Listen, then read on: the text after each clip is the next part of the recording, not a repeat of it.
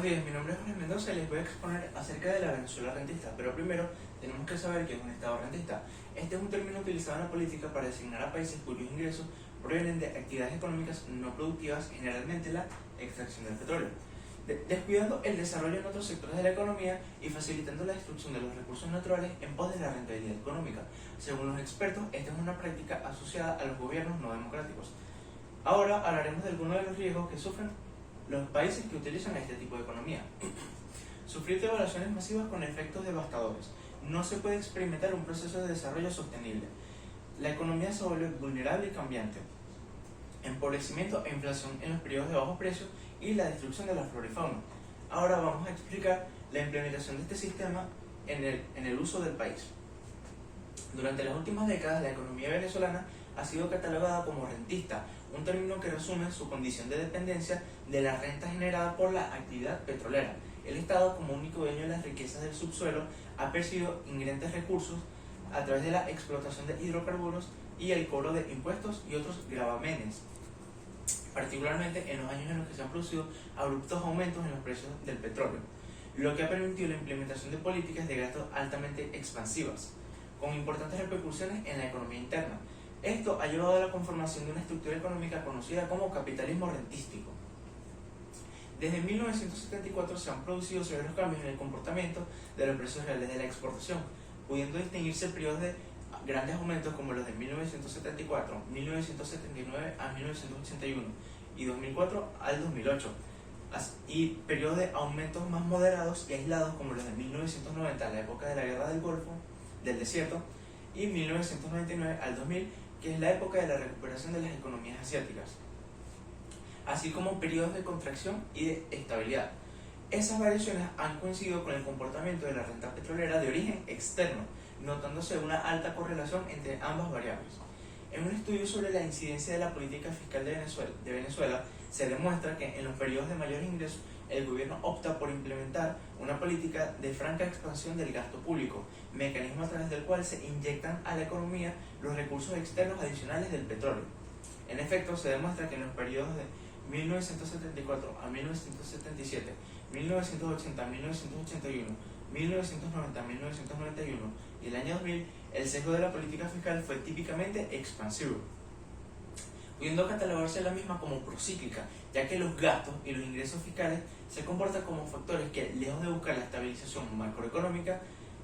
refuerzan las fases del ciclo, típicamente expansivas durante esos años. También se puede decir que una situación similar se presentó en el periodo de 2004 al 2008, cuando se implementó una política de gasto francamente expansiva en respuesta a la alta y creciente renta externa de esos años.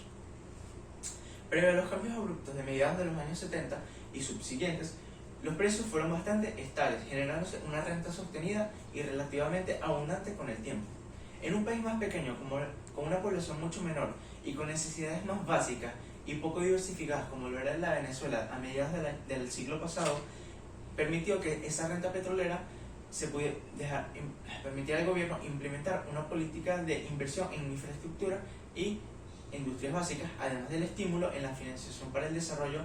industrial privado, la importación de maquinaria y de equipos y la materialización de importantes desarrollos habitacionales, educativos y sanitarios.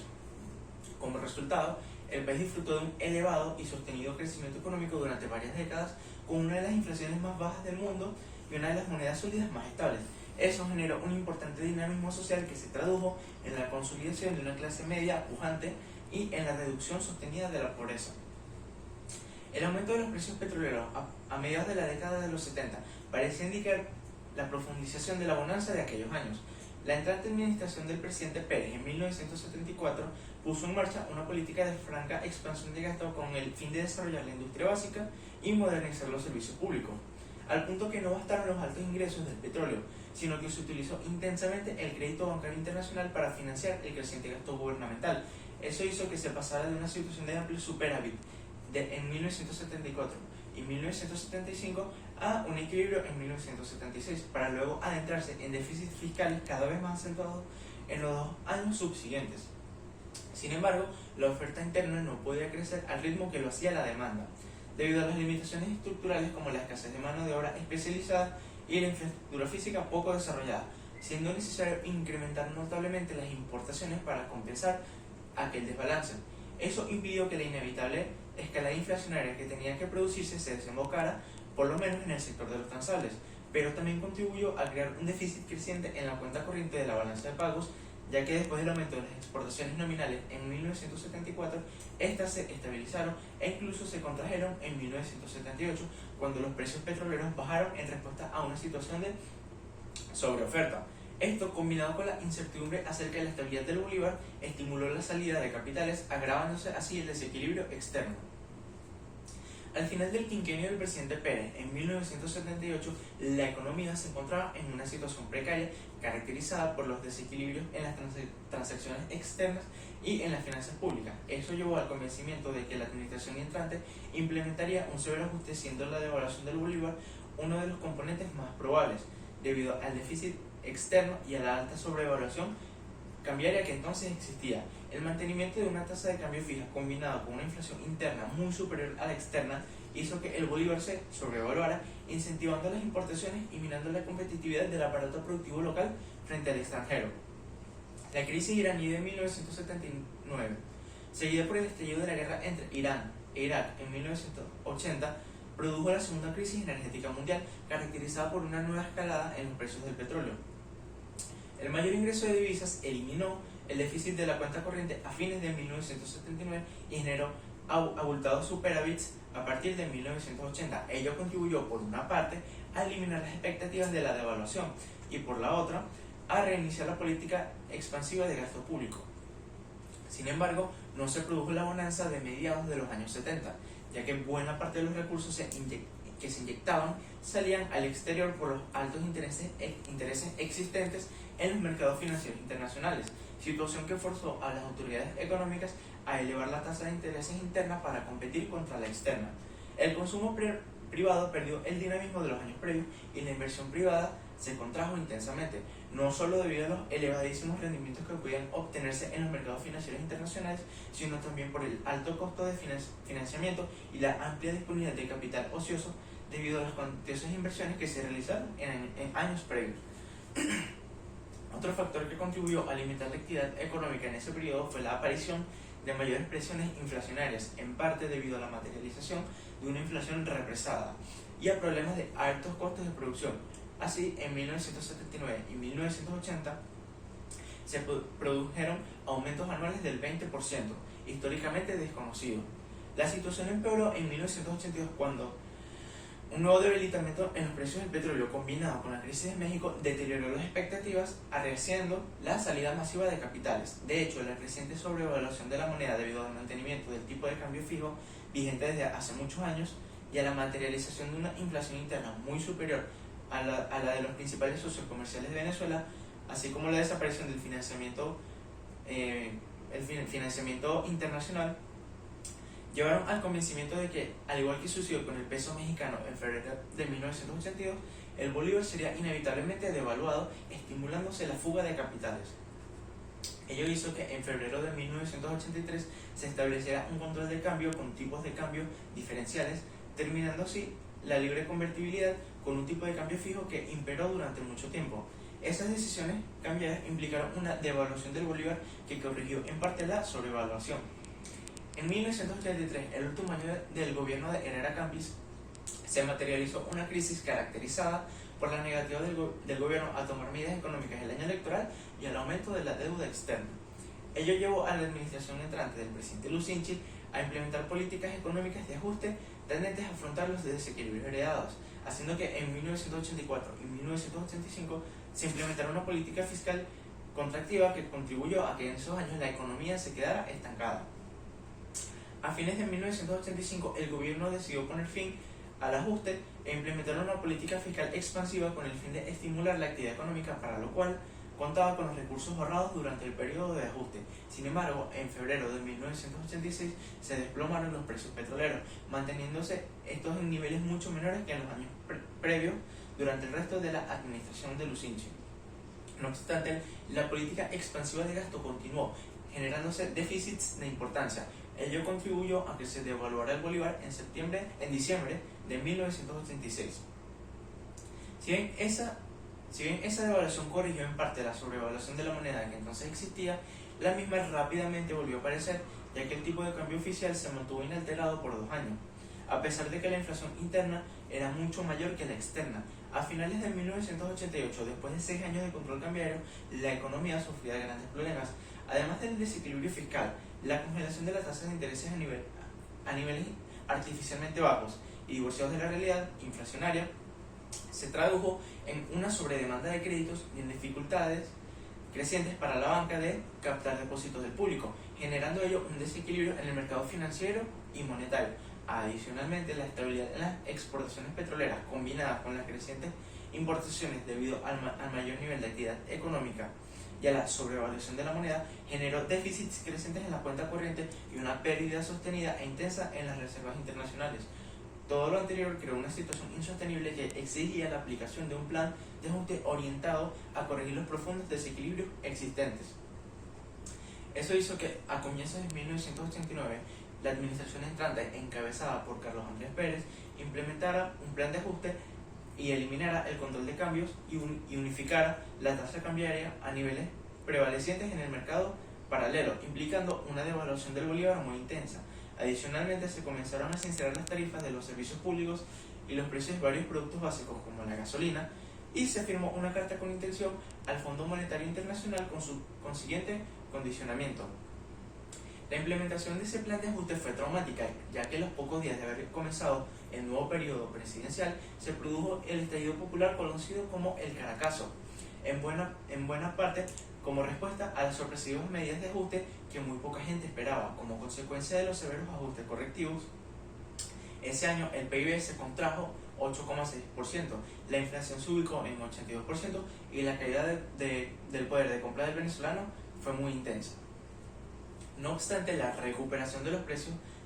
y de la renta petrolera en 1990 como consecuencia de la guerra del desierto posibilitó la aplicación de una política fiscal expansiva que se tradujo en una importante recuperación de la economía. A su vez, los esfuerzos por crear un clima propicio a la inversión, el desmantelamiento de los férreos controles del pasado y a la implementación de una política cambiaria realista que buscaba evitar la sobrevaluación de la moneda a través de mini devaluaciones periódicas, parecía prometer un cambio de rumbo en la conducción de la economía. Sin embargo, en 1992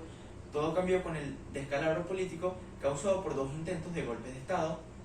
seguidos por un hostigamiento político contra el presidente Pérez, liderado por su propio partido político, que llevó a su destitución en 1993 y a la creación de un gobierno de transición encabezado por Ramón J. Velázquez. El 13 de enero de 1994, tan solo un par de semanas antes de la toma de posesión del presidente Caldera, ganador de las elecciones de diciembre de 1993, fue intervenido el Banco Latino, el segundo más grande del sistema, dándose así inicio a la crisis financiera más profunda y costosa que haya sufrido Venezuela. La misma afectó a un elevado número de instituciones financieras donde estaba más del 54% de los depósitos, generándose una fuga masiva de capitales que llevó a la imposición de un nuevo control de cambiario a partir de julio de 1994. Este control se caracterizó por el establecimiento de un único tipo de cambio fijo oficial que estuvo vigente durante 18 meses, a pesar de padecer una inflación local muy superior a la externa. La actividad económica mostró una contracción de importancia, entre otras razones por la caída del consumo y de la inversión, así como por la restricción en la asignación de divisas que produjo problemas de desabastecimiento. La inflación, por su parte, también repuntó considerablemente, particularmente durante 1995, ya que la baja disponibilidad de dólares preferenciales hizo que la tasa de cambio libre se disparara y se divorciara de la oficial, generándose incrementos muy abruptos en los costes esperados de reposición y con ello aumentos sostenidos y cada vez más acentuados en los precios. La situación hizo crisis a comienzos de 1996, cuando la inflación anual se ubicó en 150%. En marzo de ese año se procedió a desmantelar el control cambiario y a unificar el tipo de cambio a niveles similares a los existentes del mercado libre, produciéndose una maxi devaluación con efectos devastadores sobre la población, de forma muy similar a lo acontecido en 1989, contrayéndose la capacidad de compra del ingreso y reduciéndose el consumo. La implantación de un sistema de bandas cambiarias a partir de julio de ese año sustituyó el control de cambio. De acuerdo con el nuevo sistema, la tasa de cambio nominal fluctuaría en torno a una paridad central que aumentaría mensualmente con el diferencial inflacionario interno y externo. La cuasi fijación de la tasa de cambio nominal, combinada con una inflación interna muy superior a la externa, volvió a generar el fenómeno recurrente de la sobrevaluación cambiaria creciente, tan característico del capitalismo rentístico, que se mantuvo hasta comienzos del año 2002, cuando se eliminó el sistema de bandas y se implementó la libre flotación de la tasa de cambio, devaluándose el bolívar y corrigiendo la sobrevaluación. La recuperación de los precios petroleros durante los últimos meses de 1996 y en buena parte del año siguiente contribuyó a que en 1997 se volviera a producir una recuperación de la actividad productiva. No obstante, la contracción de los precios internacionales de hidrocarburos que siguió al estallido de la crisis asiática a mediados de ese año volvió a afectar a Venezuela cuando se retrasó en parte las reformas estructurales y la sobrevaluación del bolívar se intensificó de forma persistente. Adicionalmente, el clima político se enrareció a medida que avanzaba el año 1998, ya que Chávez se perfilaba como ganador de las elecciones de diciembre, introduciendo esto en un factor de incertidumbre adicional. Todo ello se conjugó para estimular la salida de capitales, que forzó al Banco Central de Venezuela a implementar una política monetaria muy estricta para limitar la cantidad de bolívares que se podían canalizar para la adquisición de divisas. Un factor que contribuyó al agravamiento de ese proceso fue la reiterada práctica de varios gobiernos de postergar los ajustes para afrontar la reducción de los ingresos petroleros con el fin de evitar el costo público, pasando irresponsablemente el problema hacia la siguiente administración. Esto agravaba los desequilibrios y aumentaba los efectos nocivos de los ajustes que inevitablemente tenían que ser hechos por los gobiernos siguientes. Esto explica en buena parte porque la población buscó un cambio de rumbo en la conducción del país, ganando Chávez las elecciones de diciembre. Los precios petroleros colapsados, combinados con la incertidumbre acerca de la orientación de las intenciones del nuevo gobierno, crearon tensión. Sin embargo, el presidente electo actuó transmitiendo mensajes que inspiraron confianza, entre ellos la promesa de la implementación de políticas sociales destinadas a ayudar a los más pobres. El problema urgente era atender los bajos precios de los hidrocarburos. A comienzos de 1999, estos se encontraban en uno de los niveles más bajos en varias décadas, estimándose que para ese año el nivel promedio era de $9 por barril. Sin embargo, el fortalecimiento de la demanda mundial debido a la recuperación de las economías asiáticas y los recortes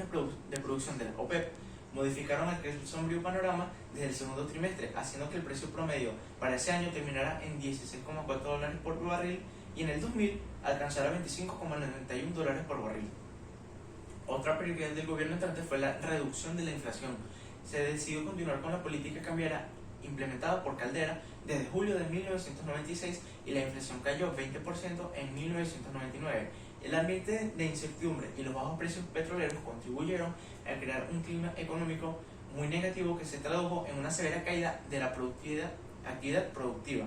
Sin embargo, la mejora de las exportaciones debido a la recuperación de los precios petroleros llevó a la nueva administración a aplicar una política de expansión en el gasto público, aunque también se decidió ahorrar parte del ingreso petrolero adicional producido por los mayores precios en un fondo de estabilización macroeconómica, conocida como FIEM, donde se atesoraron más de $7.000 millones. Durante los 3 primeros años del gobierno, no obstante, de forma simultánea, la deuda pública interna aumentó a $10.800 millones.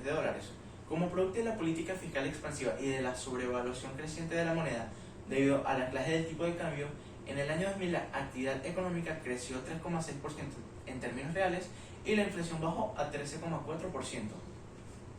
El inicio de una situación recesiva en Estados Unidos, combinado con las secuelas producidas por los ataques terroristas del 11 de septiembre de 2001, hizo que los precios internacionales del petróleo volvieran a caer ese año. A pesar de ello, el gobierno insistió en mantener la política fiscal expansiva que venía implementando, para lo cual incrementó su endeudamiento interno y dejó de hacer nuevos aportes al FIEM, lográndose un crecimiento del PIB del 3,4%. El debilitamiento de los precios petroleros, combinado con los deterioros en las expectativas debido a una situación política cada vez más tensa, se tradujo en la salida masiva de capitales, caídas en las reservas internacionales y el desestímulo creciente hacia la inversión. El 12 de febrero de 2002 se anunció la finalización del esquema de bandas cambiarias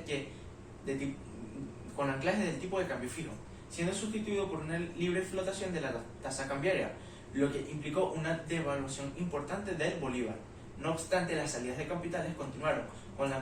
consecuente presión sobre el tipo de cambio flotante. El gobierno insistió en su política fiscal expansiva, incrementando sus necesidades de financiamiento. Esto hizo que se utilizaran los recursos previamente ahorrados en el FIEM, se siguiera incrementando el endeudamiento interno y se buscarán fuentes alternativas de financiamiento, tales como las utilidades cambiarias del Banco Central de Venezuela. No obstante, el PIB de ese año se contrajo 8,9%, contribuyendo para ello la reducción de la producción petrolera en respuesta a la decisión de la OPEP de bajar la cuota de sus miembros para así limitar la oferta mundial y fortalecer los precios. El despido de más de 18.000 empleados de PDVSA, básicamente gerentes altos y medios, y empleados y técnicos especializados, tuvo consecuencias dramáticas en la principal industria del país, que a día de hoy continúan. Las condiciones caóticas que se vivían a comienzos de ese año incentivaron aún más la fuga de capitales, generando un abrupto encarecimiento del dólar y una fuerte caída en las reservas internacionales. El 22 de enero, el Banco Central de Venezuela suspendió todas las operaciones en divisas y 2 semanas más tarde impusieron severos controles de cambio. A pesar de que en el tercer trimestre se hicieron algunos avances en la aprobación de dólares oficiales para la importación y el servicio de la deuda, eso poco ayudó a revertir la situación crítica que se vivía entonces. La actividad económica sería deprimida al punto de que, después de la devastadora contracción en el primer trimestre, en los 6 meses siguientes continuaron observándose importantes caídas en la producción, haciendo que el PIB de ese año se contrajera en 7,8%. La implementación de las llamadas misiones implicó una política de franca expansión de gastos desde el tercer trimestre del año 2003, a pesar del debilitamiento en los precios petroleros y a la mermada recaudación de tributos causadas por la recesión económica.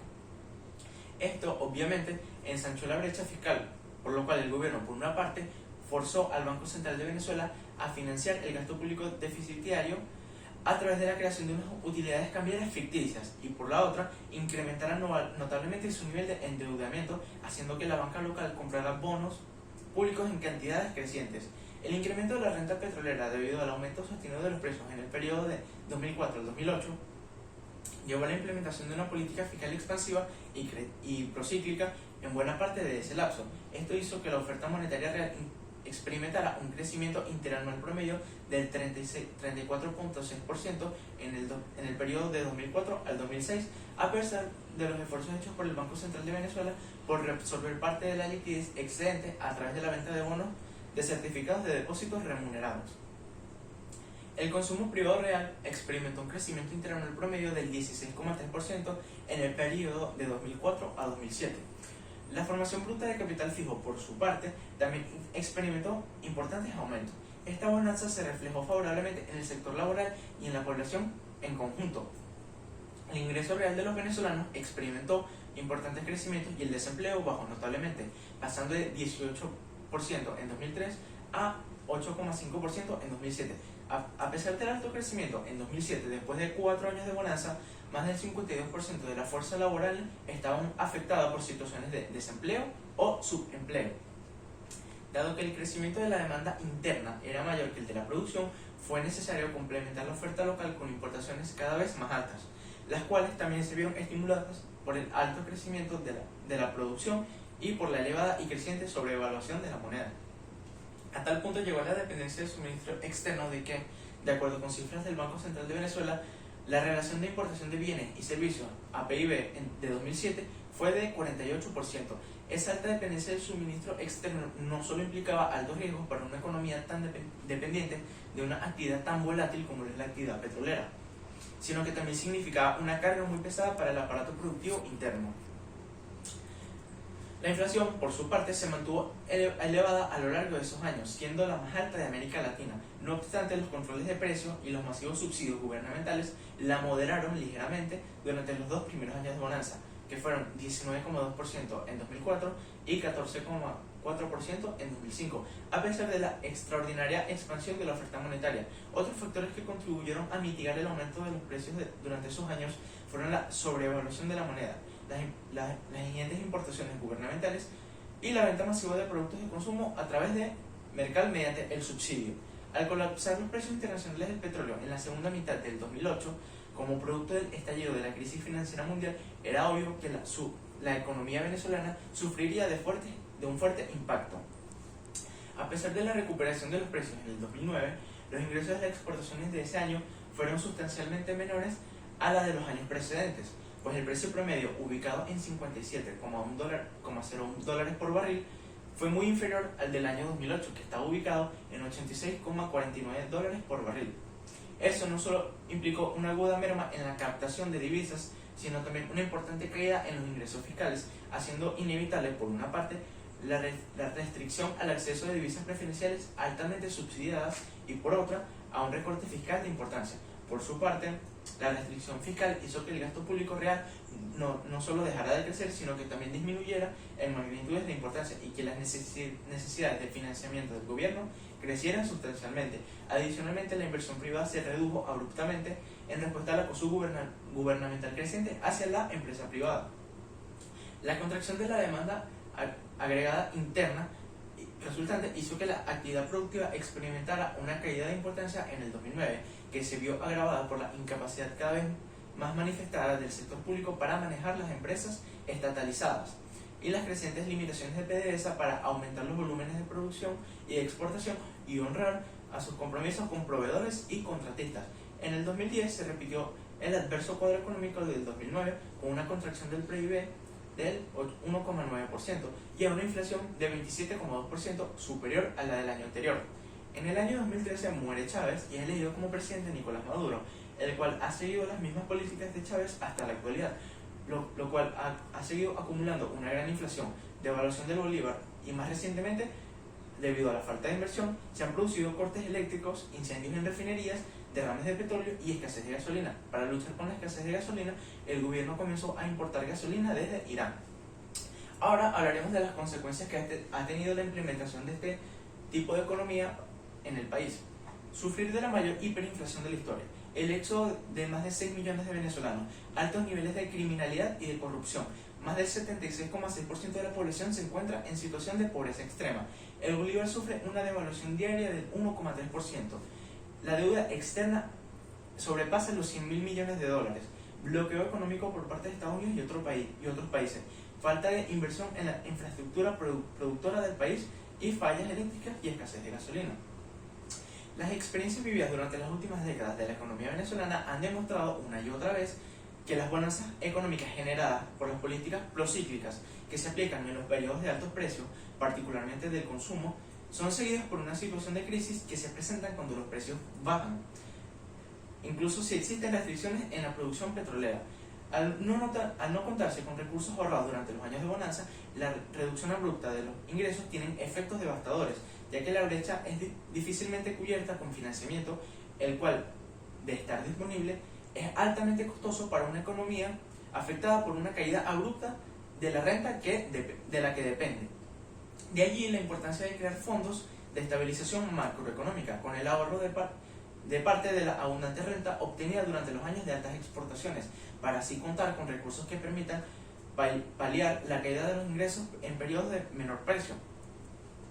El camino para evitar este riesgo y consecuencias es la implementación de políticas económicas reales y sustentables que busquen la diversificación de la economía, minimizando así las consecuencias del cambio brusco que ocurren cuando los precios de la exportación caen. Esto no implica el abandono de la actividad que genera la renta de la que se depende. Por el contrario, lo lógico sería buscar el desarrollo de la misma con el fin de obtener abundantes recursos que permitan avanzar con el objetivo de la diversificación. Idealmente, esas políticas deben formar parte de un plan de desarrollo integral y sustentable que también incluya lo social, político, ambiental, cultural, científico y tecnológico, y que se base en un acuerdo político-social que le dé una base sólida de permanencia y sustentabilidad. Solo así se podrá vencer estas economías de condición rentista, evitándole a la población las consecuencias tan adversas que la misma genera y ofreciéndoles las posibilidades de una vida mejor. Eso ha sido todo, espero que les haya gustado.